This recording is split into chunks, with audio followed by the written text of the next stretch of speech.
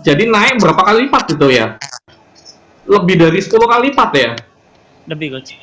15 kali lipat, jadi 1.500% ya bedanya Ya, ya? ya. Oke. Bismillahirrahmanirrahim. Assalamualaikum warahmatullahi wabarakatuh. Waalaikumsalam warahmatullahi wabarakatuh. Pengusaha kuliner se-Indonesia. Kali ini kita membahas ya pada acara ini. Acara ini singkatannya adalah BIBI. BIBI itu adalah Bincang Bisnis Kuliner. Kali ini kita kedatangan tamu adalah pengusaha bakso. Pengusaha bakso yang benar-benar merasakan bagaimana dampak corona ini. Jadi sebelum corona gimana, pada saat terjadi corona itu bisnisnya seperti apa, langsung sampai sekarang gimana. Oke, tanpa tunggu lama lagi, silakan memperkenalkan diri bintang tamu kita saat ini. Silakan, namanya siapa nih? Nama saya Andika Lukman Hidayat. Oke, jadi ini ya akan saya panggil Mas Andika aja ya nanti ya. Oke, boleh, Coach. Oke, dari Mas Andika ini brand bisnisnya apa nih? Kalau boleh tahu. Brand bisnisnya adalah Rumah Bakso 29. Rumah Bakso 29. Ya. Oke, bisa nggak ini menceritakan Rumah Bakso 29 itu seperti apa? Seperti jualan-jualan bakso lainnya ikut outletnya itu pertama punya satu outlet. Punya satu outlet. Terus alhamdulillah sekarang berkembang sudah punya 2 outlet. Oke, 2 outlet pada saat corona ya. Wah, Pada ini saat corona. menarik ini, nanti kita akan kupas. Jadi bakso ya, produk yang dijual di sana apa aja? Kalau ini bisa diceritakan.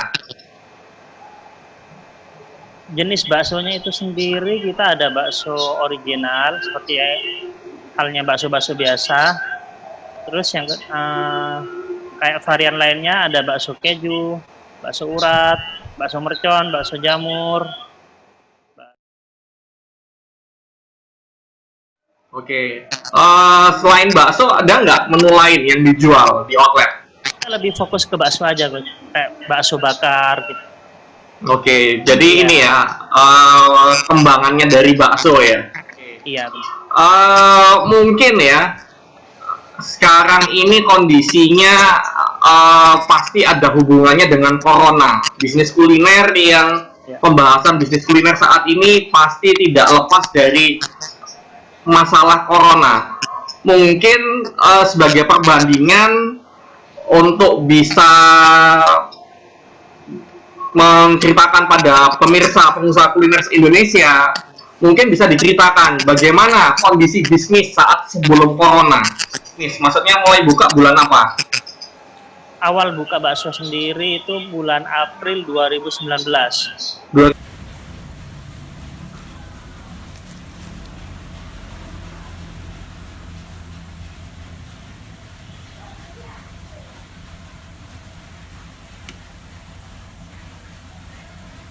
2019.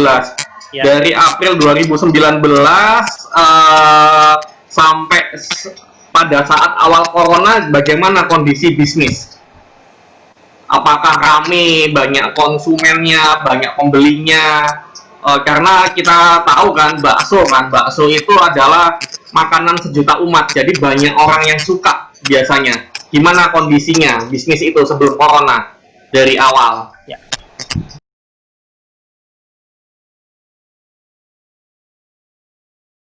Dari awal buka itu, Coach, alhamdulillah respon dari masyarakat setempat di daerah Sampang itu baik. Bahkan sekitar 6 bulan itu sudah bisa balik modal.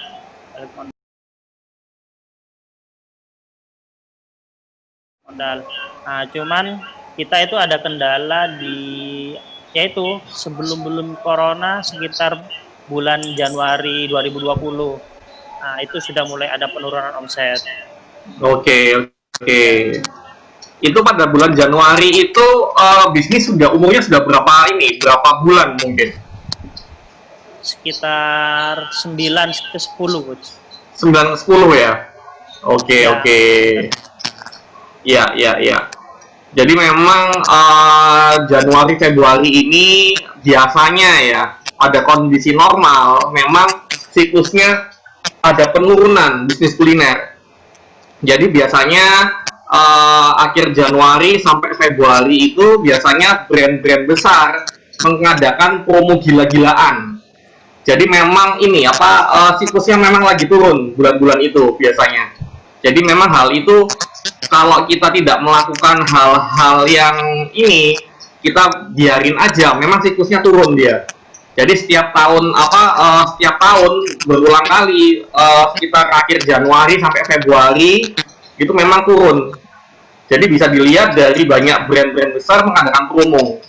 Apalagi jadi hal itu yang normal memang mengalami penurunan. Apalagi ini ya pada saat corona bulan Maret ya baru muncul ya.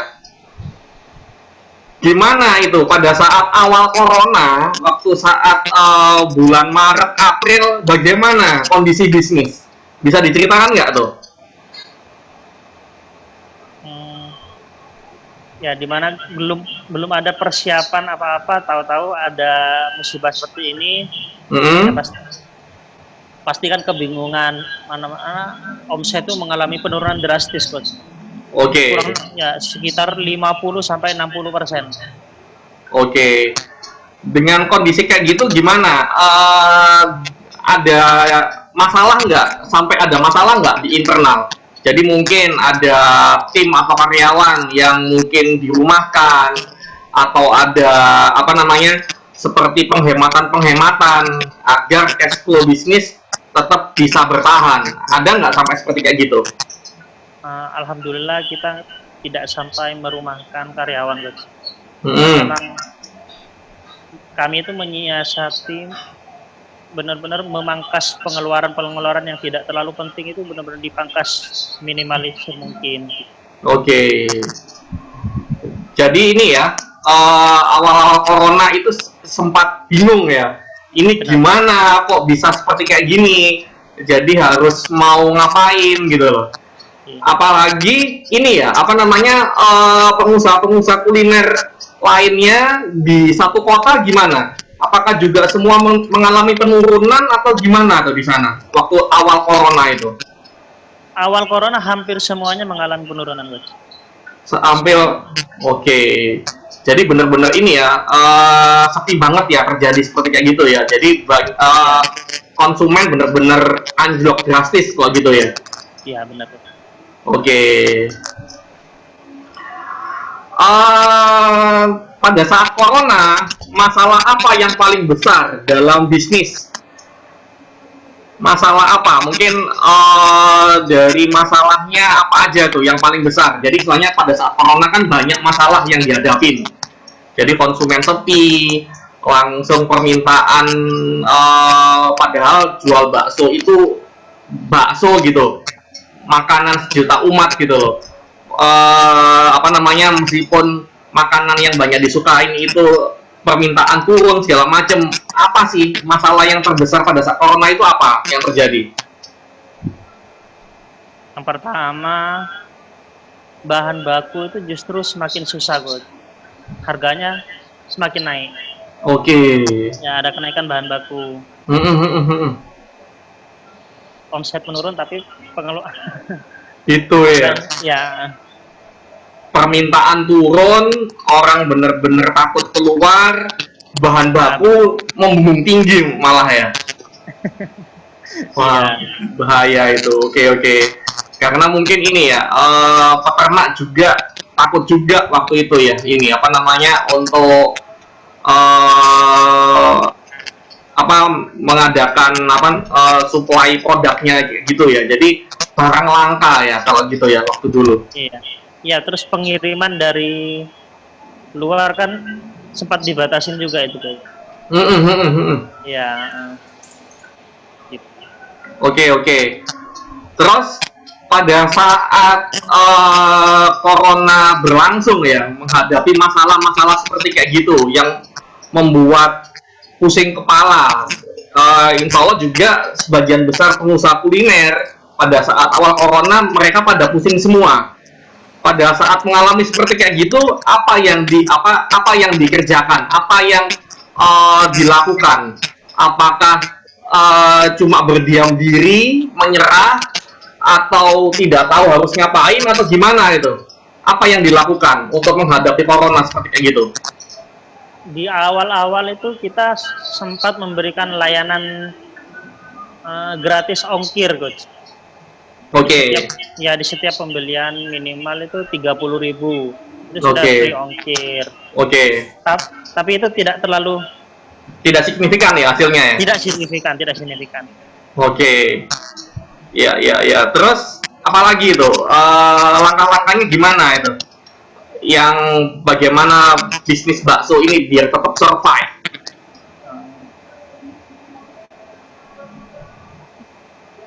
Kami itu mencoba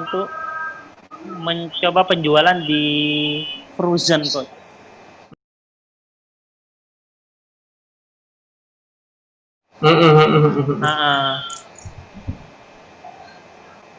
Nah, dari frozen itu alhamdulillah kenaikannya sangat di luar ekspektasi, alhamdulillah. Oke.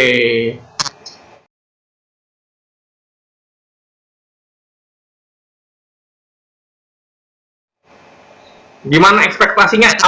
Ini kalau umpamanya dibandingkan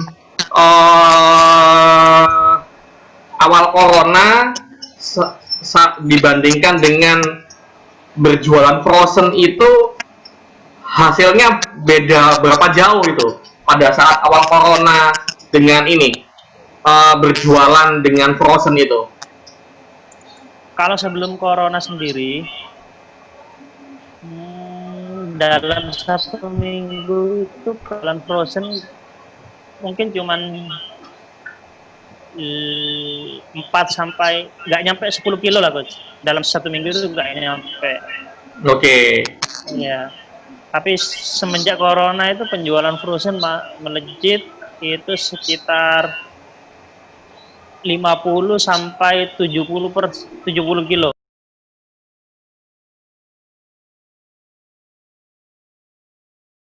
Oke, jadi pada saat awal corona 4 sampai 10 berapa? Rata-rata berapa? Antara 4 sampai 10 itu. Kalau di tengah-tengah 7 gitu ya mungkin. 5, Coach. 5. Ya. 5 kilo per minggu. Per minggu. Dengan jual frozen jadi berapa tadi? 70 kilo. Iya. Jadi sekitar maksimal 70 kilo. Oke. Jadi naik berapa kali lipat gitu ya? Lebih dari 10 kali lipat ya? Lebih, Coach. Oke, jadi hampir ini ya, hampir 200% ya, 107, 10, 150% naiknya ya? Kurang lebih seperti itu. Bukan 150%, lebih 15 kali lipat, jadi 1500% ya, bedanya ya? Ya. Oke, kondisi jual frozen ya, yang sampai 70 kilo per minggu, dibandingkan dengan produksi pentol pada saat sebelum corona, pada saat masa normal dulu sebelum corona, itu gimana perbedaannya? Iya, di awal-awal sebelum corona itu paling sehari itu giling itu 5 kilo gitu, Coach ya. Kilo. Tapi sejak corona bahkan pedagang-pedagang lain itu sempat kebingungan di mana yang lain mengalami penurunan produksi, ngelihat yang saya itu justru bertambah. Oke. Iya.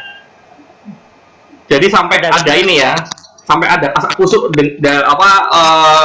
dari pengusaha-pengusaha kuliner sekitar ya. Iya, Coach.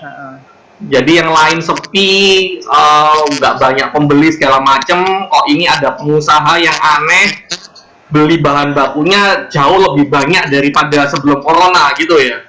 Iya benar. Oke.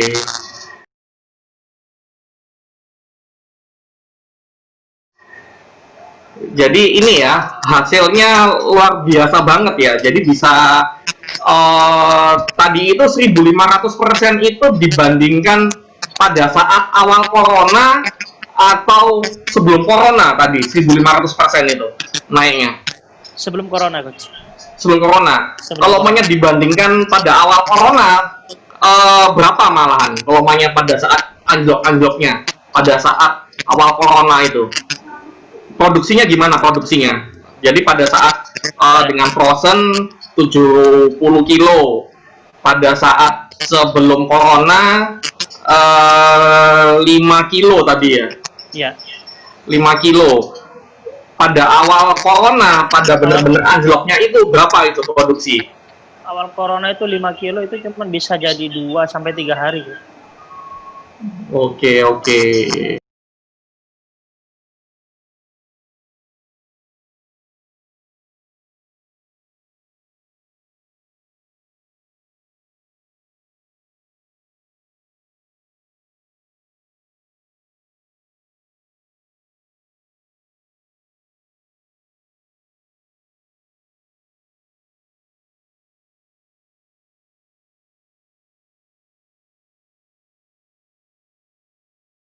Hasilnya gimana di lini bisnis? Maksudnya dengan menjual pakai frozen bisa produksi per minggu sampai 70 kilo, hasilnya bagaimana di bisnis? Mungkin cash flow-nya jadi lebih bagus atau bisa menjangkau konsumen lebih jauh lagi atau gimana? Yang pertama, penjualan frozen bisa membantu cash flow yang ada di outlet, Coach. Bisa menutupi kekurangan di outlet. Yang kedua, kami bisa mengajak kerjasama dengan ibu-ibu yang sebelumnya belum punya pekerjaan, yang biasanya nganggur, akhirnya mereka bisa bergabung menjadi reseller kita. Oke, oke. Jadi ini ya menambah ini ya kesempatan orang-orang untuk mendapatkan penghasilan tambahan ya. Iya. Oke, terus ada lagi mungkin? Yang pasti penjualannya lebih luas sekarang, Coach. Oke. Sebelumnya cuma penjualan di daerah satu kota, sekarang kalau untuk di Madura hampir semua Madura sudah terjangkau. Bahkan kemarin di Surabaya itu kemarin ada juga dua reseller yang sudah gabung. Oke. Jadi totalnya berapa reseller sudah ini pada saat ini yang sudah gabung? Kalau di Madura aja itu sekitar 12 reseller. Oh, banyak ya? Ya. Padahal Madura gitu ya, 12 ya. Oke. Terus berapa di luar Madura berapa tuh? Di luar Madura di Surabaya sendiri itu ada 2 orang. Di luar Surabaya ada nggak tuh? Belum, masih belum, Coach, karena kemarin kendala di pengiriman. Oke, iya, iya, iya, iya, iya. Terus ceritanya gimana sampai memutuskan untuk membuka cabang pada saat corona itu? Hal apa yang membuat optimis? Karena biasanya pada saat corona orang pada tiarap semua, pada takut investasi gitu loh.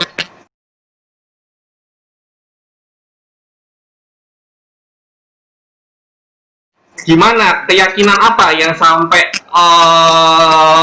berani buka atau mungkin karena sudah mendapatkan ilmu baru atau mungkin sudah tahu caranya segala macam gimana tuh ceritanya mungkin banyak pemirsa yang ingin dengar itu.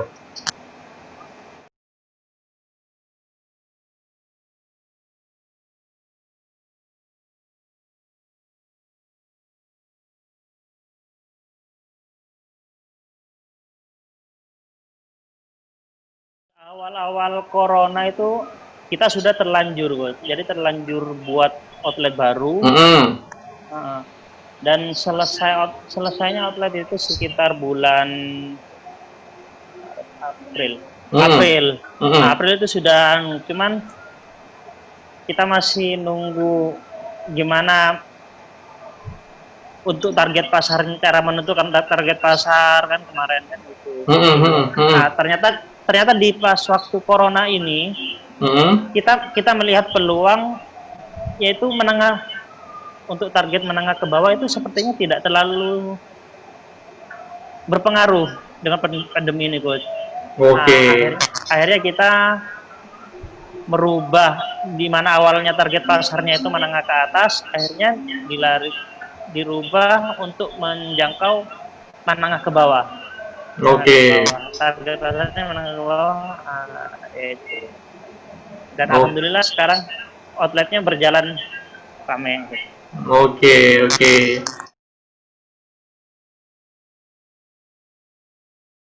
Jadi ini ya, membaca target pasar dan juga melihat ada peluang di sana. Jadi kalau memang kemarin sebelum corona itu sudah istilahnya terlanjur untuk buka cabang, kalau mungkin nggak ngerti ilmunya, jadi buka cabang deg-degan juga. Ini gimana ini, bisa balik nggak modalku?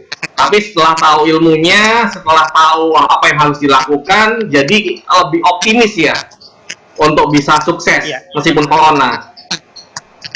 Oke. Paling tidak bisa antisipasi kalau ada hal seperti ini, caranya seperti ini gitu.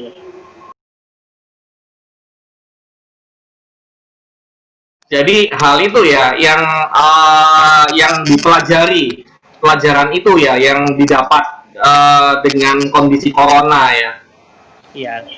Jadi bisa lebih tahu kalau umpamanya corona ini mungkin terjadi seperti corona lagi, atau corona mungkin bisa lebih lama adanya di muka bumi ini tanpa adanya vaksin untuk bisa mengatasinya.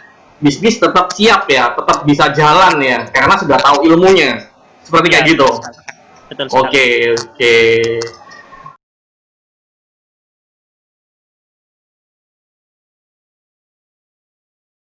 Sekarang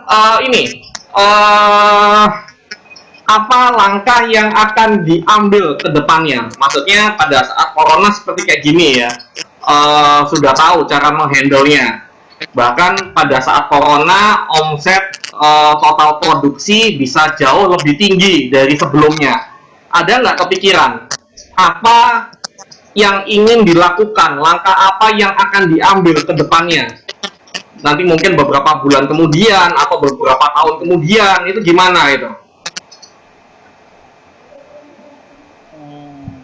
Untuk kedepannya, kami tetap akan melebarkan sayap dengan penjualan frozen. Karena pandemi ini sepertinya tidak akan selesai dalam 1 tahun ini. Jadi kita harus tetap mencari peluang di saat masa-masa sulit seperti ini, Coach.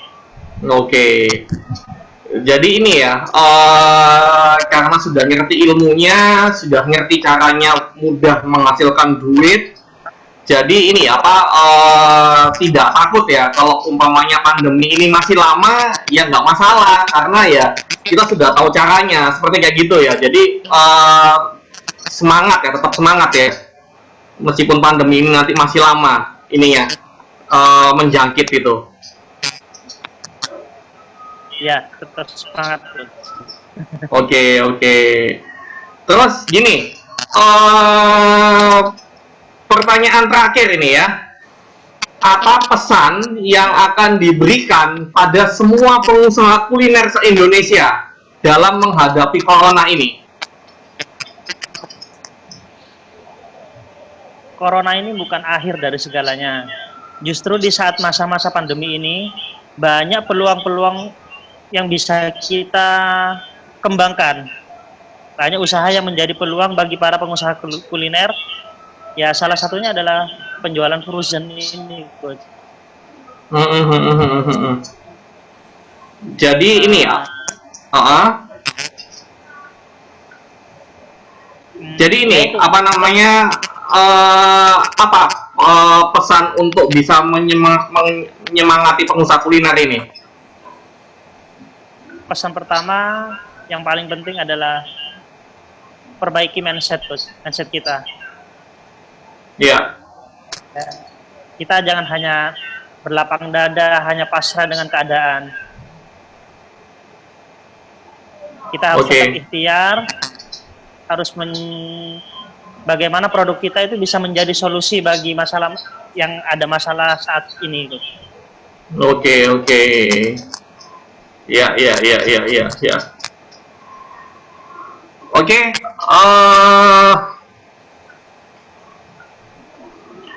terima kasih atas waktunya.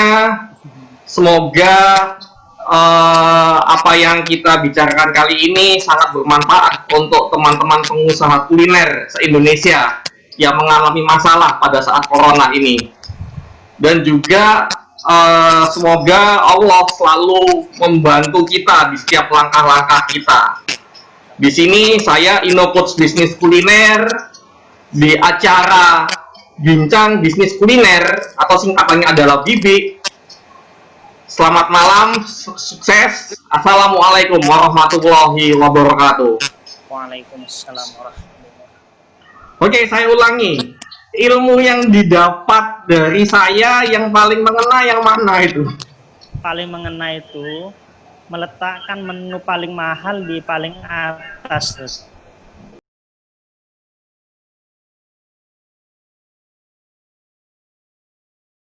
Oke, menyebabkan gimana itu? Menyebabkan orang wis gak mikir lagi. Jadi menu yang di paling atas itu yang dibeli sama orang. Dibandingkan dengan yang sebelumnya, kita kan pakai menu paling murah di atas. Sekarang kebalik. Justru penjualan bakso yang paling mahal itu yang sekarang gila-gilaan.